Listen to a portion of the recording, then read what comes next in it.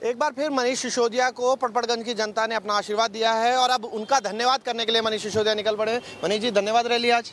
बिल्कुल, वोटर्स ने नफरत की राजनीति की जगह शिक्षा की राजनीति को चुना है और ये किसी भी लीडर के लिए गर्व की बात हो सकती है कि वो ऐसे लोगों को विधानसभा में रिप्रेजेंट करेगा जो नफरत की राजनीति को नहीं चुनते बल्कि शिक्षा की राजनीति, काम की राजनीति को चुनते हैं। तो I am really proud of the people of Patparganj और ये मेरे लिए गर्व की बात है और मैं आज सबका धन्यवाद करने जा रहा हूँ क्योंकि उन्होंने इतना बड़ा डिसीजन लिया केजरीवाल जी को दोबारा मुख्यमंत्री बनाने का और शिक्षा की राजनीति को चुनने का। जी, 5 साल अब आगे क्या, क्योंकि 5 साल तो बीत गए जहाँ पर लड़ाई भी हुई केंद्र के साथ, जहाँ पर अधिकारियों के साथ, और अब 5 साल क्या, क्योंकि सुप्रीम कोर्ट की रूलिंग भी है अब तो आपके पास। नहीं, अगले 5 साल चीज़ें और तेज़ी से बढ़ेंगी क्योंकि सुप्रीम कोर्ट का डिसीजन आने में इन सब में कुछ वक्त लगा था, पर अब और 5th गियर में काम होगा। सरकार बहुत तेज़ी से काम करेगी। करना क्या क्या है एजुकेशन के लिहाज से अगर हम बात करें, क्योंकि आपके पास जो हमने सारा बताया हुआ है और अभी धीरे धीरे आपके सामने चीज़ें रखते रहेंगे, पर आज क्योंकि अभी तो सरकार बन रही है तो सरकार बनने के लिए दिल्ली की जनता को भी बहुत बधाई कि उन्होंने ऐसी सरकार बनाई जो शिक्षा में नया सोचती है और ये सोचती है कि शिक्षा के ज़रिए ही परिवार का विकास हो सकता है।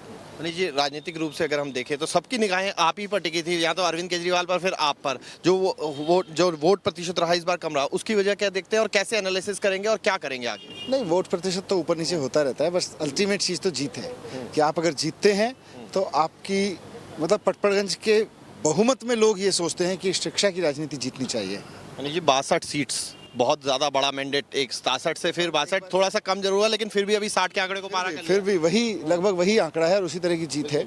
और इस बार बीजेपी ने बहुत जोर लगाया था कि किसी भी तरह से पूरी दिल्ली को कम्युनलाइज करें, लेकिन दिल्ली के लोगों ने बताया कि हम लोग कम्युनलाइज नहीं होने वाले हैं। तो मनीष सिसोदिया जो धन्यवाद रैली के लिए निकले हैं, उनका कहना है कि काम के नाम पर वोट मांगा था और अगले 5 साल के लिए भी काम ही करेंगे। वीडियो जर्नलिस्ट अमित माचो के साथ मोहित बख्शी, न्यूज़ नेशन, दिल्ली। और इस भारी बहुमत से मिली जीत के बाद क्या आम आदमी पार्टी दिल्ली के बाहर भी सक्रिय होगी और चुनावों में हिस्सा लेगी, और साथ ही साथ क्या राष्ट्रवाद अब आम आदमी पार्टी के विकास के मॉडल के साथ एक अहम मुद्दा हो गया है? इन तमाम सवालों पर आम आदमी पार्टी के वरिष्ठ नेता गोपाल राय से हमारे संवाददाता ने बात की। मंत्री और दिल्ली के संयोजक गोपाल राय हमारे साथ हैं। सर, जीत मिल गई, 62 नंबर आ गया है, अब आगे क्या क्या क्या एजेंडा लेके आप आगे बढ़ रहे हैं? दिल्ली के अंदर अरविंद केजरीवाल जी ने दिल्ली वालों को 10 गारंटी 5 साल में देने का वादा किया है और उसको लेकर के अब आगे जो है सरकार काम अपनी योजना बनाएगी।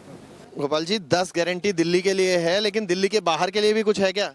नहीं, दिल्ली के बाहर भी पार्टी का जहाँ जहाँ संगठन है वहाँ पर काम शुरू होगा। अभी पार्टी से जुड़ने के लिए पार्टी ने नंबर लॉन्च किया है और जगह जगह से लाखों की तादाद में लोगों का मिस कॉल आ रहा है। उसके बाद संगठन विचार करेगा उसको लेकर। गोपाल जी, अहम ये है क्योंकि आप बहुत सारे प्रदेश हैं जिन पर आपने काम किया है, ऐसे में कौन कौन से प्रदेश आपको लगते हैं जहां पर मेहनत करने की ज्यादा जरूरत है शुरुआती तौर पर, और जहां आम आदमी पार्टी अपने आप को व्यापक तौर पर देखती है? अभी पूरे देश से मिस कॉल आ रहे हैं पार्टी को जुड़ने के लिए। उसके बाद संगठन की बैठक करके और पूरी समीक्षा करके आगे की रणनीति। यानी दिल्ली से बाहर की तैयारी भी शुरू हो गई है? नहीं, सब जगह से लोगों का रिस्पांस आ रहा है। दिल्ली की सरकार दिल्ली पे फोकस करेगी, संगठन जो है देश भर में फोकस। आपका फोकस कहाँ रहेगा, क्योंकि आपके पास तो डुअल जिम्मेदारी रही है? जो पार्टी कहेगी हम वो करेंगे। तो गोपाल राय जो कह रहे हैं कि बाहर भी जो है वो फोकस रहेगा, लेकिन उनको क्या जिम्मेदारी दी जाती है ये तो खुद मुख्यमंत्री ही तय करेंगे।